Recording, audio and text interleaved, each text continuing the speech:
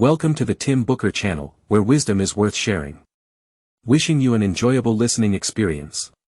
Today, I will interpret a book for you titled The Philosophy of Kazuo Inamori. Its author is the renowned Japanese business sage, Kazuo Inamori. In the Japanese business world, the name Kazuo Inamori is widely recognized. As a successful entrepreneur, he boasts an impressive track record. At the age of 27, he founded Kyocera from scratch. In just 10 years, he turned Kyocera into a Fortune Global 500 company. At 52, Kazuo Inamori ventured into the telecommunications industry by founding KDDI, which also rose to become a Fortune Global 500 company within 18 years. In other words, Kazuo Inamori single-handedly established two Fortune Global 500 companies, a rare feat worldwide. What's even more astonishing is that his business acumen didn't end there. In 2010, Japan Airlines declared bankruptcy, causing a national uproar. It was at this critical moment that Kazuo Inamori, at the age of 78, was invited to become the chairman of Japan Airlines. In just 1 year, he turned the recently bankrupt company around, setting historic profit records. In 2012, after just over 2 years of bankruptcy, Japan Airlines made a strong comeback and relisted on the stock market. Whether in his youth, middle age, or senior years, every time Kazuo Inamori stepped in, he accomplished remarkable industrial achievements. Furthermore, Kazuo Inamori is an unconventional entrepreneur. Why do I say that? First, he deeply understands Eastern philosophy, with a profound knowledge of Confucianism, a strong belief in Buddhism, and later in life, he chose to become a Buddhist monk. Second, Kazuo Inamori founded the Saiwa-juku to spread his ideas to the world. When people seek his advice on achieving success, he not only talks about specific management methods but emphasizes the importance of learning from ancient Chinese sages. He tells his followers to work hard, be grateful, humble, introspective, and compassionate toward others. These may sound like moral platitudes unrelated to business, and some might question if it's just empty motivational talk. However, Kazuo Inamori repeatedly emphasizes that these principles are the key to his success. So, it seems like Kazuo Inamori promotes a unique model of success, achieving external success through inner cultivation. Can inner cultivation truly lead to external success? How did Kazuo Inamori connect these two aspects? What was his logical starting point for this line of thought? How did he view business management and life? These questions are systematically addressed in this book. The subtitle of this book is Kazuo Inamori's Philosophy, and as the name suggests, the book comprehensively records Kazuo Inamori's views on fundamental life questions. Compared to other books on life philosophy, this book's uniqueness lies in how Kazuo Inamori, from a business perspective, traces the philosophy of business management back to the origins of life and the universe. In this book, you'll not only read Kazuo Inamori's explanations of the relationship between character development and external achievements but also witness how a wise old man views our work and life from the perspective of the universe and existence. However, the development of Dao Xing's philosophy has its specific cultural background. To help you understand, I will first take you to explore the origins of Dao Xing philosophy and see the cultural soil that nurtured it. In this part, I will use the concept of XINFA, inner cultivation, as a clue and combine it with other relevant information to interpret for you. In the second part, I will delve into the text with XINFA as the core and guide you to savor Kazuo Inamori's profound reflections on the universe, life, and the resulting philosophy of life. Now, let's start by examining the first question: what cultural influences and experiences shaped Kazuo Inamori during his formative years? How were his fundamental views on the universe and life molded? To answer this question, we must delve into Kazuo Inamori's hometown, Kagoshima Prefecture in Kyushu, Japan. Kagoshima is located at the southwestern tip of Japan's territory, making it historically an essential gateway for the introduction of foreign cultures into Japan due to its unique geographical location. For example, the famous Tang dynasty monk, Jianjin, who played a crucial role in the transmission of Buddhism to Japan, landed in Kagoshima. In history, Kagoshima was once a hub for Confucianism, particularly during the Song and Ming dynasties. People praised the region, saying it had the way of fostering many talents, embodying the spirit of Eastern Confucianism. This indicates a strong Confucian atmosphere in Kagoshima. What's interesting is that a monk named Guiyan Xianshu was instrumental in fostering this Confucian environment. Yes, a monk. This dual role of teaching Buddhism and spreading Confucianism was somewhat unique to Japan. In fact, during the early transmission of Song and Ming Confucianism in Japan, many of the key figures were monks. Kazuo Inamori grew up in such an environment, which created a unique connection between him and the two philosophical cultures of Buddhism and Confucianism. Kazuo Inamori's affinity for Buddhism was influenced by his family, as he was born into a Buddhist household. In his youth, he even participated in local Kagoshima activities related to esoteric Buddhism. To understand the significance of this, I'll tell you a short story. Historically, Kagoshima's residents followed the Jodo sect of Buddhism, where everyone, regardless of their social status, was considered equal and honorable in the eyes of Amida Buddha. This went against the hierarchical norms of the time, which didn't sit well with the local authorities. They, at one point, banned the worship of the Jodo sect in Kagoshima. This is where the hidden Buddhist practices come in. Due to this ban, local practitioners of the Jodo sect had to retreat to remote mountain caves to practice in secret. This became known as hidden Buddhism. After the ban on the Jodo sect was lifted, the practice of hidden Buddhism became a tradition, passed down through the generations in Kagoshima. Kazuo Inamori has spoken in various places about his experiences as a child participating in hidden Buddhist activities. He recalled, after the sun had set, I, along with several other father-son pairs, walked on a dark mountain path, carrying lanterns that cast a dim light. We all walked in silence, and I felt a mysterious, somewhat frightening atmosphere. As a young boy, I couldn't help but quicken my pace, closely following behind my father. From Kazuo Inamori's recollections, you can see that for the locals, hidden Buddhism was a solemn, serious, and ritualistic practice, shrouded in mystery. The central part of hidden Buddhism involved listening to the monk recite sutras, performing the rituals of burning incense and prostrating, and then waiting for the monk to say that you didn't need to come again. This statement didn't imply rejection but signified that you had passed the test. Children who didn't pass the test were required to come again. If you never heard the words, "You don't need to come again," throughout your lifetime, it was seen as a dire situation, possibly even affecting your future marriage prospects. Kazuo Inamori passed the test smoothly, but that experience, especially the words the monk said to him, left a profound impression. The monk told him, "You don't need to come again, but from now on, every day, you should say, Nama Namu, thank you. This is all you need to do in your lifetime." Although these words came from the monk's instructions, they held a more profound meaning for Kazuo Inamori. This statement and the entire experience of hidden Buddhism repeatedly reminded Kazuo Inamori to remain humble, respectful, and grateful. So much so that later, when Kazuo Inamori visited solemn European churches, he would involuntarily mutter, "Nama Namu, thank you." In addition to hidden Buddhism, another chapter in Kazuo Inamori's connection with Buddhism came from an unfortunate experience. At the age of 13, Kazuo Inamori contracted tuberculosis and faced the looming threat of death. While today, the probability of curing tuberculosis is high, in that era, it was considered an incurable disease. Kazuo Inamori's own uncle and aunt had succumbed to tuberculosis. Kazuo Inamori realized that he might meet the same fate, succumbing to tuberculosis like his uncle, with symptoms like coughing up blood, emaciation, and an inevitable demise. The thought plunged him into extreme panic. It was during this time that he came across a book titled 10 Aspects of Life, a book steeped in Buddhist teachings. In this book, Kazuo Inamori encountered the statement, "What you depict in your mind will manifest as reality." At first, Kazuo Inamori couldn't comprehend why such misfortune was befalling him when he didn't harbor ill intentions. However, upon further reflection, he realized a crucial aspect. He discovered that he had been terribly afraid of contracting tuberculosis from his uncle, who had non-tubercular pneumonia. Every time he passed by his uncle's living quarters, he would hold his breath to avoid inhaling any germs. Yet, his fear was too much to bear, so he would eventually take a deep breath, inadvertently exposing himself to the possibility of infection. Kazuo Inamori, as the family member most afraid of infection, ironically became the next person to be infected. Conversely, his father, who was aware of the potential for infection, selflessly assumed the responsibility of caring for Kazuo Inamori's uncle without hesitation. The result was that his father emerged unscathed.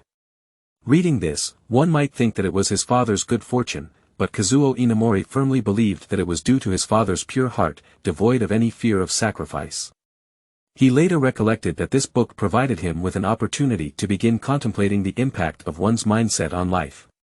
Additionally, due to his belief in the concept, purely from the mind, good thoughts produce good results, bad thoughts produce bad results, Kazuo Inamori developed a strong inclination towards goodness under the pressure of a will to survive. Later, he made a remarkable recovery. Since then, he often reminded himself to hold good thoughts, even when he had become indifferent to life and death. This commitment to goodwill never wavered. In summary, this experience of narrowly avoiding death led Kazuo Inamori to develop a genuine affinity for Buddhism in his later years. Ultimately, in his later life, Kazuo Inamori chose to formally take refuge in Buddhism. Leaving aside the religious aspect, this experience brought about the most significant shift in Kazuo Inamori's thinking, a focus on the power of one's mind and good intentions. Apart from Buddhism, Confucianism is another treasure trove of thought left by his hometown. In Kazuo Inamori's hometown, first-grade elementary students received a unique form of education known as Kyochu education. In this system, young boys were required to undertake specific physical training, including disciplines like kendo, judo, sumo, and also study ancient Chinese classics. During this education, Kazuo Inamori learned a valuable lesson: no matter how many good principles you read or hear, if you don't put them into practice, it's all meaningless. This principle is from a basic textbook of Kyochu education in Kagoshima, carrying a strong influence of Yangmingism. Kazuo Inamori's most significant takeaway from this educational period was Wang Yanming's concept of the unity of knowledge and action. In later speeches, Kazuo Inamori quoted a line from the Kyochu education textbook, saying, "The way of the sages, though heard and sung, remains invisible without embodiment, thus having no value." He emphasized that personal philosophy of life isn't about understanding but practicing. To truly practice, one must engage in relentless self-reflection, strive to follow the correct path of being a better person, and continually refine one's soul. Beyond Buddhism, the impact of Confucian thought in Kagoshima was also deeply felt through a cultural idol, Takamori Seigo. Seigo was a fellow Kagoshima native and a key figure in Japan's Meiji Restoration, renowned as one of the three great nobles of the Restoration. Simultaneously, Seigo was a Confucian believer who had been exiled to a remote island. During his exile, he practiced Yangmingism, honing his character. Many Kagoshima natives grew up hearing legends about Seigo, and Kazuo Inamori was no exception. You may have heard of Kazuo Inamori's life philosophy, centered around, revere the divine and love people. These 4 words also serve as the corporate motto of Kyocera and form the fundamental principles of Kazuo Inamori's business philosophy. Kazuo Inamori's earliest encounter with these 4 words was through Seigo. These words were Seigo's life motto. In Kagoshima, you can find the phrase, "revere the divine and love people," in various places, often written by Seigo himself. Kazuo Inamori recollected that there was a calligraphy of Seigo's, "revere the divine and love people," in the office of his elementary school principal. It was this unique connection that led to a friend gifting Kazuo Inamori a calligraphy of, "revere the divine and love people," after he entered the business world. Kazuo Inamori found it deeply resonant and hung it on the wall of the company's reception room. Later, as his company faced challenges, Kazuo Inamori's understanding of "revere the divine and love people" grew more profound and resolute. So, how should "revere the divine and love people" be understood? Kazuo Inamori turned to Seigo's Last Testament for clarification. It said, "The Tao is the natural essence of heaven and earth." For humans, following the Tao means revering heaven and loving people. Heaven blesses all living things, so you should love others as if you were loving yourself. In other words, revere the divine means adhering to the way of heaven. To follow the way of heaven, one should love others as they love themselves, practicing selflessness. It's not about neglecting oneself but about adhering to the way of heaven, acting justly, and staying on the right path. So, how does "revere the divine and love people" relate to running a business? According to the Last Testament, it said, establishing a grand court for a great government and following the way of heaven, never allowing frivolous thoughts. Kazuo Inamori's interpretation was that if you are a leader, you are the one who needs to follow the way of heaven. This requires selflessness, as leaders must never entertain any selfish intentions. He noted that reading this section, he was overwhelmed with emotion. Previously, he often felt burdened by the lack of personal time. As the leader of a startup company, he felt compelled to invest all his time. Now, he realized that this was a leader's duty. He said that if leaders only view issues from their own standpoint, the organization will eventually disintegrate. Only those who consistently think about the overall well-being of the organization, those who are willing to self-sacrifice, can become effective leaders. In Kazuo Inamori's view, a leader's ability to revere the divine and love people is closely tied to an organization's prosperity or decline. In fact, Kazuo Inamori's early experiences also confirmed this point. In the early days of his entrepreneurship, Kazuo Inamori faced a situation where his employees collectively demanded a raise or threatened to resign together. However, the company had just started, and its future was uncertain. Naturally, Kazuo Inamori couldn't promise a salary increase. Instead, he swore on his life that he would do everything in his power to grow the company and improve everyone's lives. This heartfelt commitment convinced the employees to stay. After this conversation with the employees, Kazuo Inamori had a sleepless night filled with inner turmoil. He understood their demands and the need for financial security. But he questioned why he should stake his life to ensure the livelihood of others and even regretted his decision to start a business. However, after a night of introspection, his perspective changed. He realized that this was a leader's duty. The following day, upon returning to the company, he proposed to change the company's mission from merely promoting his own technology to pursuing the well-being of all employees, both materially and spiritually. He aimed to truly practice the principle of revere the divine and love people, leading the company to benefit everyone rather than solely his own interests. Later in his life, Kazuo Inamori demonstrated his commitment to this philosophy by gifting 1.7 billion yen worth of shares to 12,000 employees in 1984. Kazuo Inamori's unwavering focus on employee well-being led Kyocera to excel in its industry. Many Kyocera employees admired him, some even choosing to be buried in the company's graveyard with tombstones bearing the inscription, "Eternally unwilling to leave Kyocera." In summary, the philosophy of revere the divine and love people deeply influenced Kazuo Inamori's approach to business. He believed that it was a leader's duty to follow the way of heaven and act selflessly for the benefit of the entire organization. His firm commitment to employee well-being resulted in the company's success. Now, let's delve into how Kazuo Inamori developed a systematic philosophical framework, influenced by Buddhism and Confucianism, to guide his actions in practical life. It's worth noting that in the foreword of this book, Kazuo Inamori reveals his purpose for writing it. He expressed that, in the chaotic times we live in, there is a fundamental need to address why humans exist, establish a basic philosophy of life, and cultivate a correct worldview. In other words, this book is meant to explore the essence of human life. However, interestingly, if you open the book, you'll find that Kazuo Inamori doesn't immediately dive into discussions about human life. He begins with a series of questions about the universe, progressively delving into discussions about life. This might seem a bit perplexing at first, but when you consider Kazuo Inamori's thought process, it becomes clearer. As previously mentioned, Kazuo Inamori's thinking is deeply influenced by Confucianism. In Confucianism, it is common to discuss the principles of the universe to understand the rules that govern human behavior. Revere the divine and love people is one such principle rooted in Confucianism. Therefore, in his philosophical approach, discussions about the universe are essentially discussions about heaven, and by extension, discussions about revere the divine. In Kazuo Inamori's view, the law of the universe is to promote the evolution and development of all things towards happiness and goodness. In a more personified sense, this law is about love. He emphasized that enlightened sages express this idea as love, which permeates throughout the universe. In other words, everything in the world, whether it's mountains, rivers, plants, or humans, is imbued with this love.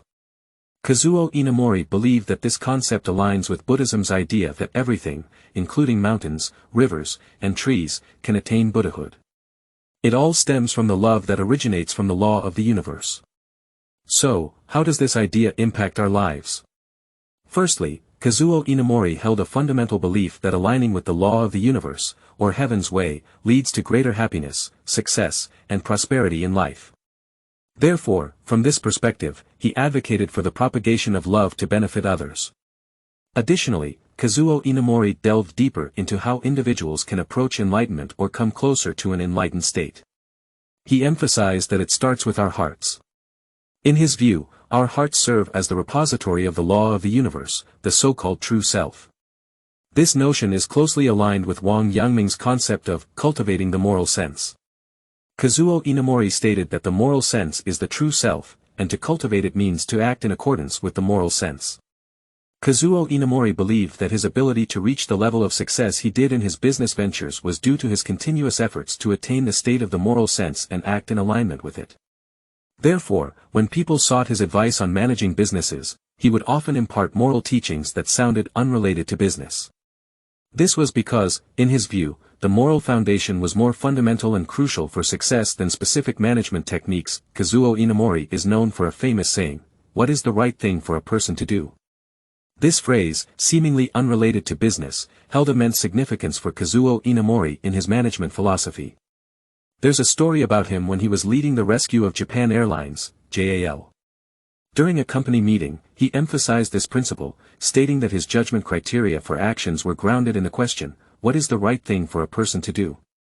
Many high-level JAL executives were puzzled by this, and some even questioned the effectiveness of such a simple and moral principle in saving the airline. However, Kazuo Inamori encouraged them to keep this question in their minds and use it as a reference when facing challenges, then act accordingly. If we place this phrase, what is the right thing for a person to do, within the context of Kazuo Inamori's broader philosophical approach, it can be seen as his way of cultivating the moral sense. It involves continually questioning one's conscience, introspection, and self-reminders to make sure one's actions remain aligned with the correct path. Many at the time were skeptical of Kazuo Inamori's methods. They believed that JAL needed specific and pragmatic management techniques for swift improvement, rather than the idealistic idea of what is the right thing for a person to do. However, Kazuo Inamori was convinced that JAL's transformation required a change not just in management but in the mindset of its leaders. Therefore, upon his arrival at JAL, he prioritized conveying this philosophy throughout the organization and established the JAL philosophy. He led by example, declaring that he wouldn't draw a salary and that his role as chairman was purely driven by three objectives: protecting the livelihoods of JAL's 32,000 employees, contributing to the revival of the Japanese economy, and preserving the citizens' right to choose a national carrier. During a gathering with JAL executives, he shared, "I love all of JAL's employees, although I might say many harsh things at times, it's because I genuinely wish for everyone's happiness." His sincere words deeply moved those present, with some even shedding tears. This kind of genuine love for employees, especially coming from an outsider leader, rapidly dissolved their apprehensions, allowing his words to resonate with their hearts. Based on the fundamental principle of, what is the right thing for a person to do? A principle that might seem simplistic but is far from easy to practice, Kazuo Inamori succeeded in revitalizing JAL, creating yet another remarkable turnaround. Payment equal to that of anyone's effort is another concept he introduced. Although it sounds simple, it's a challenge to uphold. So, how did Kazuo Inamori manage to live by these principles? To understand this, we must explore a broader topic, life. In Kazuo Inamori's view, running a business is just one branch of a larger life philosophy. To comprehend his approach to business, one must understand his perspective on life. He believed that continuous self-purification was the essence of life. By purifying our hearts and elevating our character, we can ultimately allow our true selves to fully manifest. Kazuo Inamori identified three mainstream life objectives. Early in life, people often strive for success, aspiring to stand out. As they mature, some may abandon ambitions for success, seeking a carefree and enjoyable life, and in old age, the focus may shift to longevity, prioritizing the extension of life. However, Kazuo Inamori argued that none of these are the ultimate purpose of life. Instead, he contended that the most meaningful thing in life is the continuous purification of our souls and the elevation of our character, allowing our true selves to fully manifest. According to him, life is a journey of refining one's character.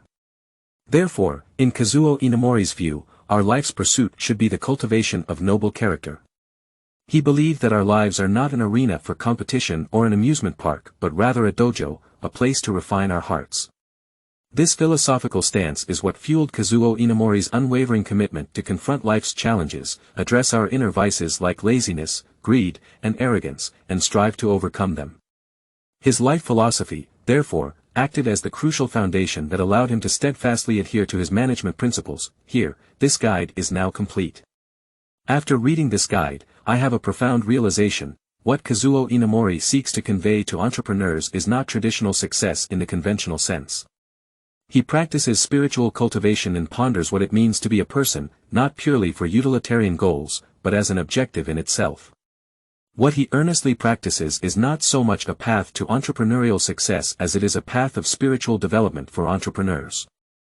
Of course, Kazuo Inamori discusses the secrets of success, but, in his view, his success is more of a byproduct of his spiritual journey. Lastly, I'd like to share with you a passage from Kazuo Inamori's later years, which serves as the conclusion for today. Looking back, for over half a century, I dedicated myself to the work of business management. This path was by no means easy or safe. Now, reflecting on it, it's like walking a perilous ridge with cliffs on both sides. Even so, I walked this path with a quiet and steady heart. That's because I have a belief. I believe that as long as I face real-world problems with a pure and beautiful heart, there is no obstacle I can't overcome. As long as I continually refine my character and self-improvement, no matter what hardships I face, the hand of fate will surely reward me with a warm smile. This kind of faith, akin to a belief, has always been rooted in my heart, like a precious talisman that helps safeguard my life. For anyone, all we have is this single moment, and how we live in this moment, with what mindset, determines our life. Lucky moments come, and we face tests and trials, that is life. All of this is what nature bestows upon us. So, I hope that no matter how challenging your circumstances may be now, you don't lose heart, and continue to strive single-mindedly. Thinking about it, life is actually a very simple thing. Build it upon a pure heart, make every effort in your daily life. If you do this, fate will surely improve, and a life of happiness will surely arrive. At the same time, always keep your heart in a beautiful and pure state, no matter when. This is what truly matters. It is the secret to fully unlocking your potential, the key to opening the door to a happy life. Alright, this concludes everything I wanted to introduce to you. Congratulations, you've finished another book. Thank you for your support and attention. Please subscribe to the Tim Booker channel, audiobook channel. Like and share with your family and friends. Wisdom is worth spreading, paving the way for a brighter future. Thank you, and goodbye.